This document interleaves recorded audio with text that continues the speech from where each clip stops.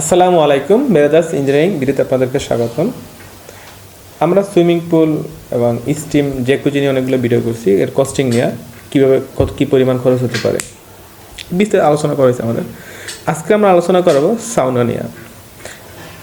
আসলে অনেকে বলে সাউনা কী কাজে লাগে। তো সাউনা সাধারণত এটা একটা অনেকে থেরাপি হিসেবে নেয়। ম্যাক্সিমাম 5 স্টার হোটেল এবং বড় বড় ক্লাবে সাউনা আছে। সুইমিং পুল, জ্যাকুজি এবং স্টিমের পাশাপাশি সাউনা আছে। তো সাউনাটা যেটা হয় যে যাদের অনেকের শরীর ব্যথা বা নাকে পলিপাস আছে বা ম্যাক্সিমাম যারা স্পোর্টসম্যান, যারা স্পোর্টসের সাথে রিলেটেড, এই লোকগুলো অনেকে সাউনা আমি দেখছি ইউজ করে। তো আমার রেসিডেন্সিয়ালে আমার টোটালি একটা কি দুইটা সাউনা করা আছে। আর কমার্শিয়াল বলতে 5 স্টার হোটেলগুলোয় বাংলাদেশে সবগুলোই সাউনা আছে। অনেকগুলো এর সাথে জড়িত ছিলাম কাজের সাথে। অনেকগুলো ক্লাবে আছে, রিসোর্টেও সাউনা আছে। এর মধ্যে একটা রিসোর্টের নাম উল্লেখ করতে পারি, যেমন পুবাল রিসোর্ট ক্লাবে সাউনা আছে, যেটা আমরা ইনস্টলেশন করছিলাম এবং ডিজাইন করছিলাম। সব কিছুই আমাদের করা ছিল এটা।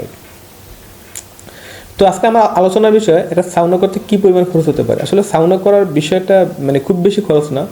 যদি একই সময় 4-5 জন সাউনা করেন, আপনার ম্যাক্সিমাম 60 স্কোয়ার ফিটের ভিতরে 60 স্কোয়ার ফিটে আপনি একটা বা 60 বর্গ ফিটে আপনি একটা সাউনা রুম করতে পারেন। তো সাউনা রুম করার পরে যেটা হয় যে এইখানে সাউনা রুমের ভিতরে ডেকোরেশনটা আমি লোকালভাবে বলি যে সাধারণত কেরাসিন সিজনিং করা, কেরাসিন কাঠ দিয়ে ডেকোরেশন করা হয়। এটা একটা কারণ হলো গিয়া আপনার সাউনাতে হিটার, এখানে ভিতরে হিটারের উপরে পাথর থাকে, তার উপর আমরা সাধারণত পানি দেওয়ার পর এটা বাষ্প তৈরি করি।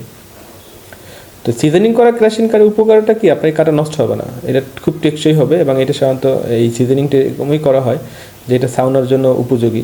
তো আপনি অনেকে আমি এরকমও দেখছি আর কি, এটা একটু শেয়ার করি বিষয়টা, যে শুধু সিটিং এরিয়াটা ওই কাঠ দিয়ে করছে আর ওয়ালটা টাইলস লাগানো। এটা এসব ঠিক না। এই সাউনা রুমের ওয়ালে যে টাইলস লাগান, কিছুদিন পর টাইলস খুলে পড়ে যাবে। তো আমরা সাউনা ওয়ালেও আমরা সিজনিং করা কাঠ ইউজ করব এবং আমরা সিটিং এরিয়াগুলো কাঠ ইউজ করব। এটা হলে কি আমার রুমের বিষয়টা। আর এখানে এন্ট্রি ডোর যেটা হয় এটা অবশ্যই আপনার 10 মিলি টেম্পার গ্লাস ইউজ করবেন, এটাই বেটার হয়। উডেন ডোর, ব্যানাদার ডোর এগুলো আসলে খুব কিছুদিন পরে নষ্ট হয়ে যাবে। তো 10 মিলি টেম্পার ডোরটা ইউজ করা উচিত এন্ট্রির জন্য। গেল রুমের বিষয়টা। এবার আমরা আসি এটা সাউনার হিটার। একটা সাউনা হিটার 3000 ওয়াট থেকে আমার দেখা মতো 5000, 5500, 6000 ওয়াটের আমি পাইছি। ধরি একটা সাউনা হিটারে 3টা কয়েল আছে, দেখা গেছে 2000 ওয়াটের একটা আছে, 3000 ওয়াটের একটা আছে, আবার 1500 ওয়াটের একটা আছে। তো ধরি আমি 3000 থেকে 4000, 5000 ওয়াটের ভিতরে একটা সাউনার হিটার আপনারা নিতে পারবেন। আর সাউনা হিটারের কন্ট্রোলিংটা সাধারণত দরজার বাইরে থাকে। এর ম্যাক্সিমাম টেম্পারেচার 70-75 পর্যন্ত নেয়, 50-60ও নেয়। আমাদের আমি ধরি এরকম হয় যে আপনার হিটারের টেম্পারেচার 70 থেকে 85 পর্যন্ত টেম্পারেচার উঠায়। আর উপরে তো পাথর থাকে, ভিতরে বালতি থাকে, পানি থাকে। এখন যদি মূল কস্টিং দিয়ে আসি, তো আমার একটা সাউনা রুম তৈরি করতে হইলে প্রসেসিং উড দিয়া এইখানে আমার যদি আমি 60 স্কোয়ার ফিট বলছি, যদি মেজারমেন্ট করি 7 ফিট বা 8 ফিট, এটা হয় প্রায় 56 স্কোয়ার ফিট। 56 স্কোয়ার ফিটের যদি আপনি এখানে চারটা ওয়াল, ডোর সাইডের যে ওয়ালটা ওইটা একটু ডোরের জন্য 30 ইঞ্চি যদি বাদ দেই, আপনার এইরকম 4টা ওয়ালের কমপ্লিট উডেন ওয়ার্ক এবং সিটিং এরিয়ার উডেন ওয়ার্ক এটা কমপ্লিট করতে আপনার ম্যাক্সিমাম 1,20,000 টাকা মতো যাবে।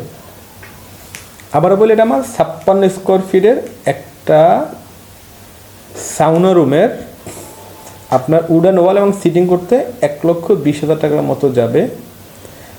আর হিটারের কথা আছে, একটা সাউনা হিটারের দাম আপনি বাংলাদেশের প্রেক্ষাপটে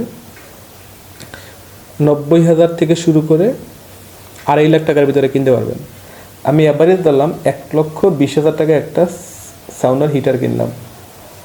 তো 1,20,000 টাকার হিটার, 1,20,000 টাকার আপনার উডেন ওয়ার্ক, 2,40,000 টাকা ইনস্টলেশন কস্ট ধরেন 50,000 টাকা, মানে 2,60,000 টাকা থেকে 3 লক্ষ টাকার ভিতরে আপনি একটা সাউনা কমপ্লিট রুম সহ ইনস্টলেশন করতে পারবেন। আমার মনে হয় এই ভিডিওটা দেখার পরে আপনার সাউনার হিটার, সাউনার কন্ট্রোলিং এবং সাউনা রুমের ভিতরে উডেন ওয়ার্ক সহ টোটাল কস্টিং সম্পর্কে একটা বিস্তৃত ধারণা দিতে পারছি। জানি না, আমি চেষ্টা করছি কতটা হয়েছে।